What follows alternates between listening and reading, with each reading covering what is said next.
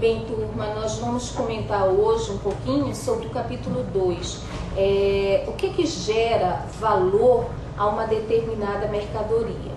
A primeira coisa que nós temos que ter em mente é que valor é totalmente diferente de preço. E por que o valor é totalmente diferente do preço? Então vamos lá.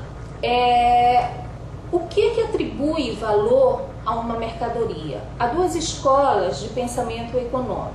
Uma diz que o que atribui valor a uma mercadoria é a quantidade de trabalho necessário para produzir aquela mercadoria.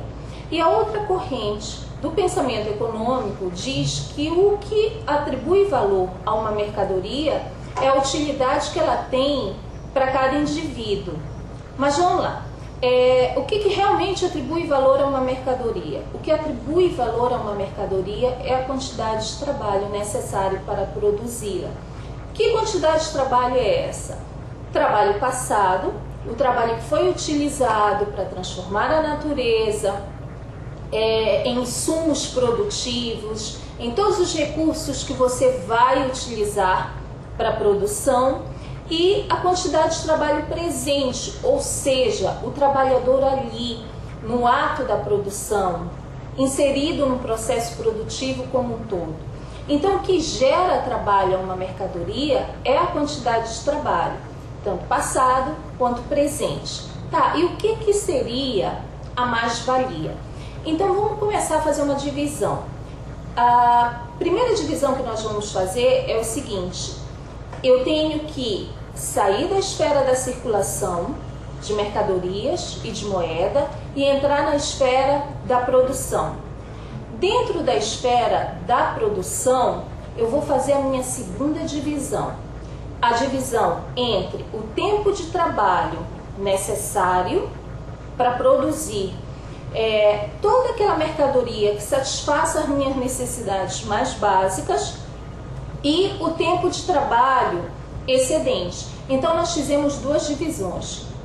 Nós saímos da esfera da circulação, entramos na esfera da produção e dividimos trabalho socialmente necessário de trabalho excedente. O que seria esse trabalho excedente? Esse trabalho excedente, ele seria a produção dos bens e dos serviços que excedem as suas necessidades mais básicas. Então, o que acontece dentro do processo produtivo? Dentro do processo produtivo, por exemplo, nós temos uma jornada de 8 horas de trabalho. 4 horas seriam necessárias para produzir tudo aquilo que a sociedade precisa. Somente 4 horas. Mas o que excede essas 4 horas não é distribuído pela sociedade de forma igualitária e se chama trabalho excedente e corresponde o quê? Ao lucro. Quando essa mercadoria ela sai de novo para a circulação, você produziu, você vai colocar na circulação. Para quê? Para que ela seja comercializada, trocada por moeda. Ela tem o valor de 8 horas de trabalho. Mas o que o trabalhador que efetivamente estava ali dentro do processo produtivo, ele recebe é o equivalente a 4 horas de trabalho.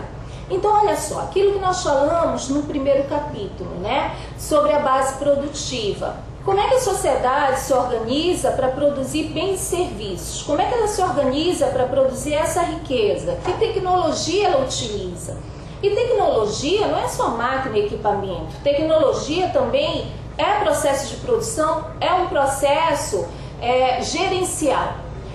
Tá, nós produzimos com base em 8 horas, uma jornada clássica de trabalho. Mas se 4 horas é o necessário para produzir e 4 horas seriam excedentes, e você só recebe o equivalente a 4 horas e não a 8, então o que acontece? Quando essa riqueza ela sai para a circulação, ela tem o valor de 8 horas de trabalho. Mas o teu poder aquisitivo para consumir muitas vezes aquilo que você mesmo produziu é o equivalente a 4. Então é por isso que nós temos Lá, quando nós distribuímos a riqueza, nós temos o conflito de classes, não um conflito no sentido clássico da palavra, mas um conflito no que diz respeito a má distribuição da riqueza. E o que acontece quando a mercadoria ela sai da esfera da produção e ela entra na esfera da circulação? Você só reconhece a utilidade que aquela mercadoria tem. E você só reconhece não o valor da mercadoria, você reconhece o preço. É muito comum você entrar em uma loja e perguntar o valor de uma mercadoria pensando na palavra valor como sinônimo de preço. Quando a mercadoria ela sai da esfera da produção, você desvincula valor de preço. O que você tem na esfera da circulação, ou seja, mercadoria que você vai comercializar e transformar em moeda, é preço. E preço é um somatório de outros preços. Então nós voltamos para a pergunta inicial. O que determina o valor de uma mercadoria? É a quantidade de trabalho? Não, não só. É o tempo de trabalho para produzi-la. É o tempo de trabalho que você utilizou para produzir aquela mercadoria.